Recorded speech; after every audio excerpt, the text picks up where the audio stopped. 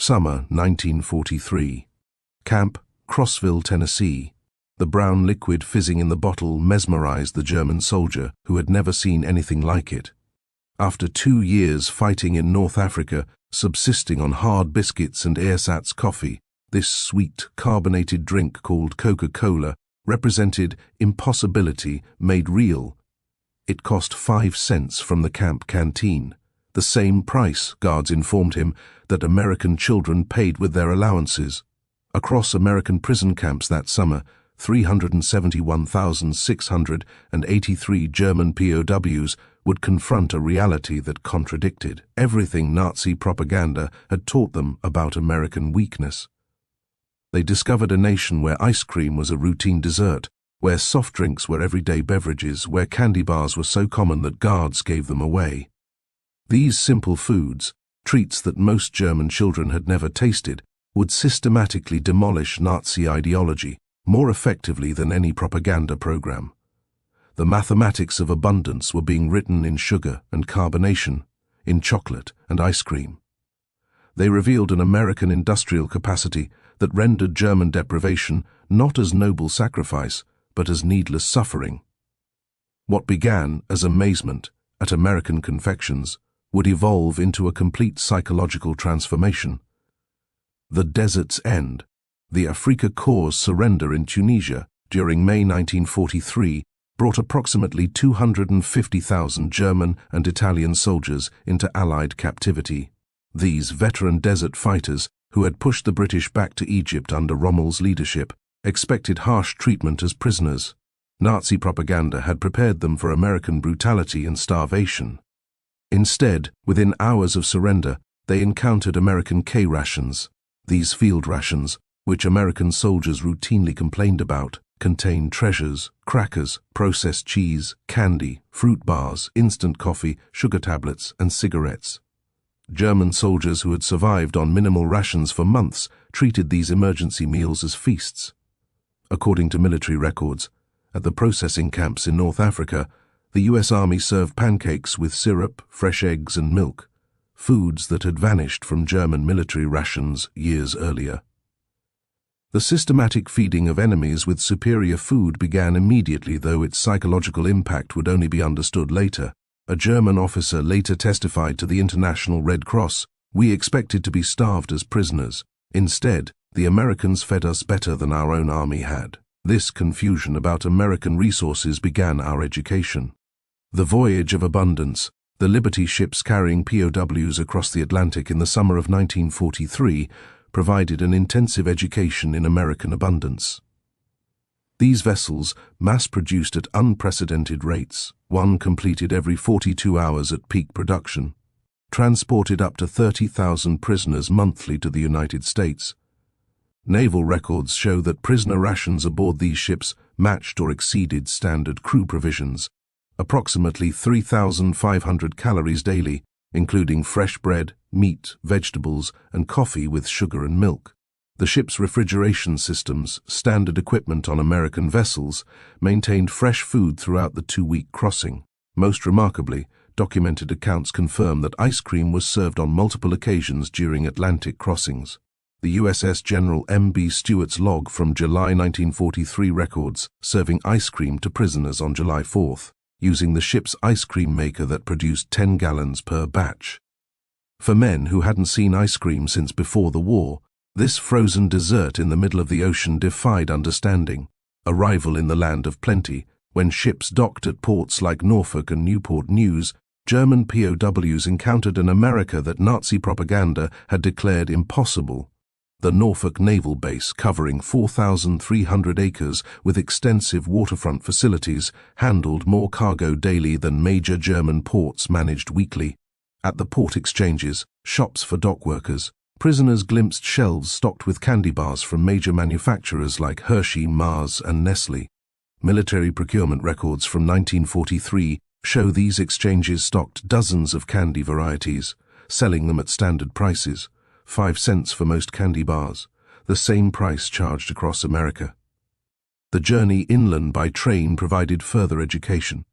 Unlike the cattle cars used for transport in Europe, German POWs traveled in passenger coaches, The dining cars served full meals. Documented menus from July 1943 show fried chicken, vegetables, pie, and coffee. The POWs discovered this wasn't special treatment, but standard American rail service, the canteen that shattered ideology. The prison camp system constructed across America housed POWs in conditions that exceeded Geneva Convention requirements. Camp Crossville, Tennessee, typical of the larger facilities, included electric lights, hot water, flush toilets, and heated barracks. But the camp exchanges, the PX stores, delivered the deepest impact.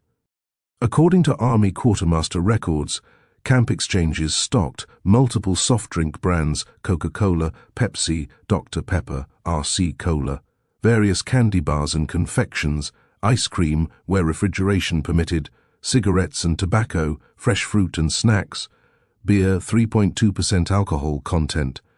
Prisoners earned 80 cents daily for labor, later raised to $1. With candy bars at 5 cents and Coca-Cola at the same price, a day's wage could purchase 16 items abundant beyond German imagination, where such products, if available at all, required special connections. Coca-Cola became the symbol of American industrial democracy. The Coca-Cola Company's wartime production reached remarkable levels. Company records show 5 billion bottles produced in 1943 alone. The military contract guaranteed 5-cent Coca-Cola to American servicemen worldwide, a commitment requiring unprecedented logistics. German prisoners discovered that this soft drink, unknown to most before capture, was ubiquitous in America. Every camp received regular deliveries. Work details observed vending machines and coolers everywhere, gas stations, factories, schools. Americans of all ages and classes drank it casually, discarding half-empty bottles without thought. The standardization astounded technically minded prisoners. Coca-Cola tasted identical whether consumed in Maine or Texas, a feat of quality control exceeding anything German industry achieved. The syrup concentrate, manufactured in Atlanta and distributed nationwide to bottling plants, represented industrial coordination that challenged Nazi assumptions about American chaos. Historical records from the Coca-Cola Company archives confirm that many prison camps received weekly deliveries of 200 to 300 cases, each containing 24 bottles. Camp Hearn, Texas alone, consumed approximately 7,000 bottles weekly during the summer of 1943. The impossible ice cream. Ice cream in American prison camps seemed impossible to Germans who hadn't seen it since before the war.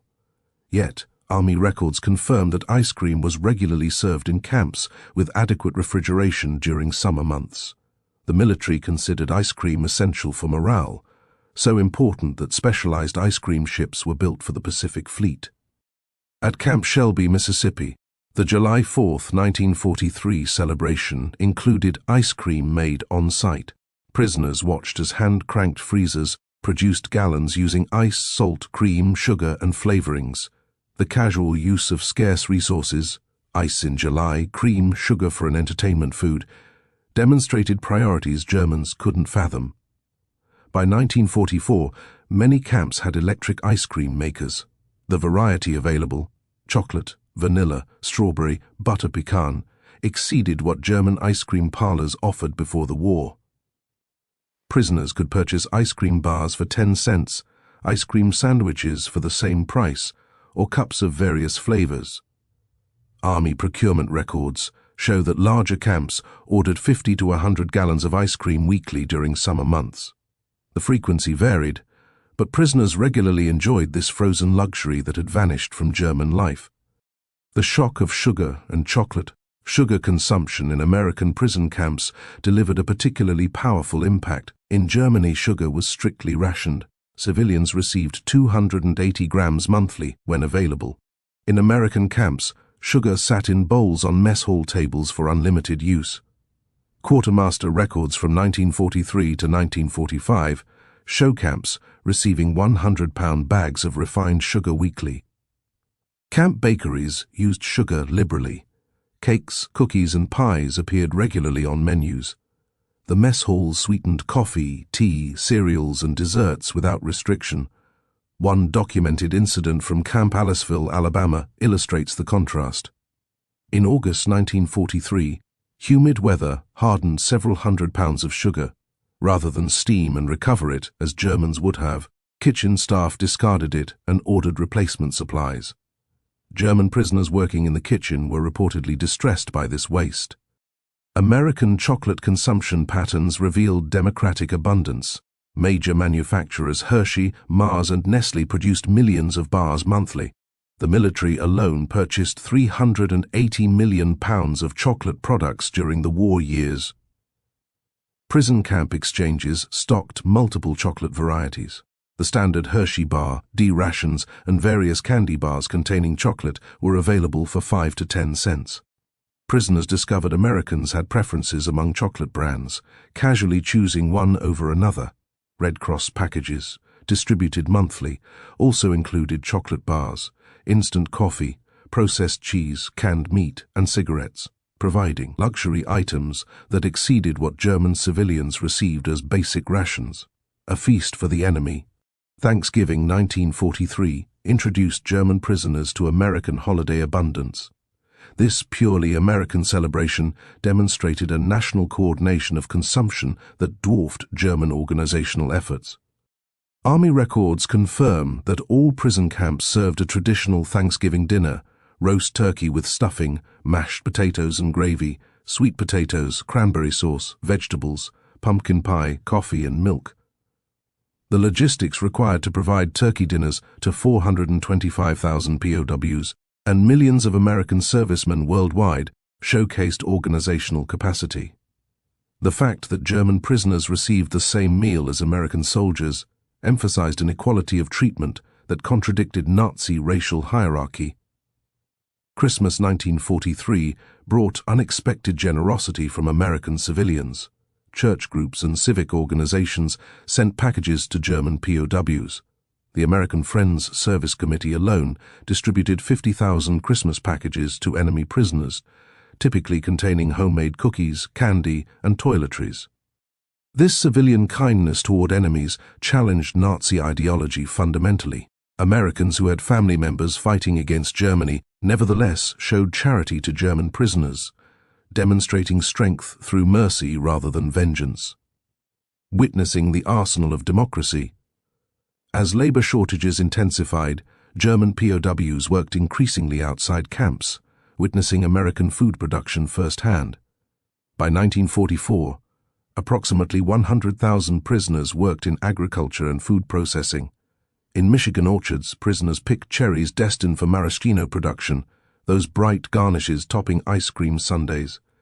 The volume staggered them, single orchards producing tons of fruit for decorative purposes. At canneries, prisoners observed quality control that rejected perfectly edible food for minor imperfections. Del Monte records from 1944 show that approximately 15% of fruit was rejected for canning due to size irregularities or minor blemishes, typically diverted to animal feed. Sugar beet processing in Colorado and Nebraska revealed agricultural mechanization beyond German achievement. Single farms produced more sugar beets than entire German regions. Prisoners learned that American sugar production reached approximately 7 million tons annually, explaining the casual abundance they witnessed. German prisoners working near schools witnessed early versions of organized school lunch programs. Children received hot lunches including milk. The milk program particularly impressed German observers. Some school cafeterias even offered ice cream for additional purchase. When minimum security prisoners ate at American diners under guard, they encountered democratic abundance. These small restaurants offered menus that would have graced elite German establishments. Documented prices from 1944. Hamburger, 25 cents. Coca-Cola, 5 cents. Pie slice, 15 cents. Ice cream sundae, 25 cents. Full dinner special, 65 to 75 cents. The equality of service, a factory worker and a bank president eating identical meals at adjacent counter stools, contradicted German social stratification. As prisoners gained access to American publications, they discovered the production statistics. American production, sugar, approximately 7 million tons. Chocolate, 380 million lbs, military alone. Coca-Cola, approximately 500 million gallons. 119 billion pounds. German production.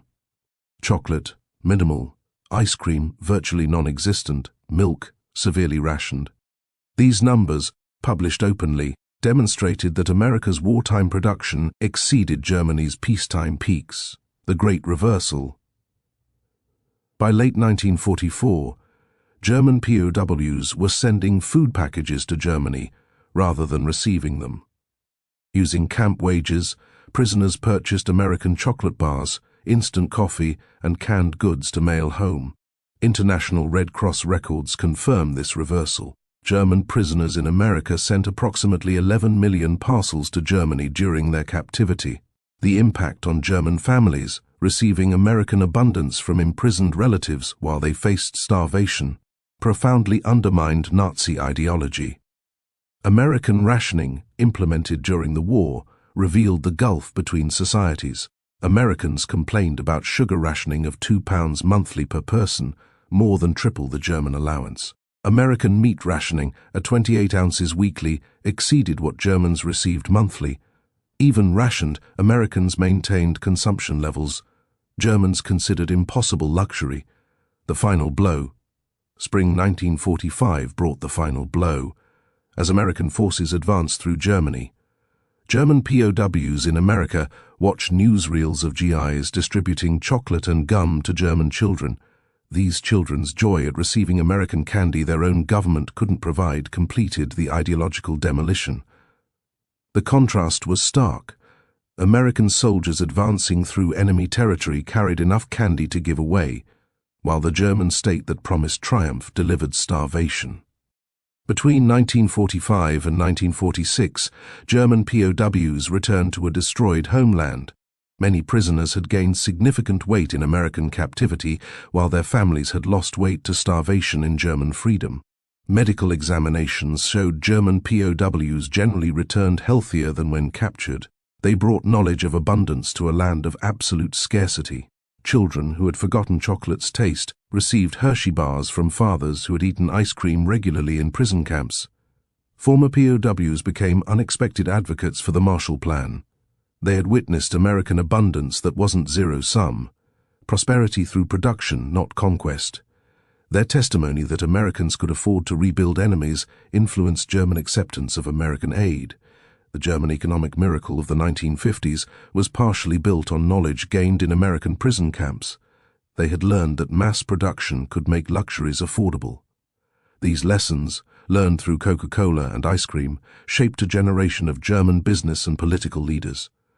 The statistical proof, the numbers tell an irrefutable story. Average POW consumption, 1943 to 1946. Daily calories, 3,600. Approximately 4 lbs monthly.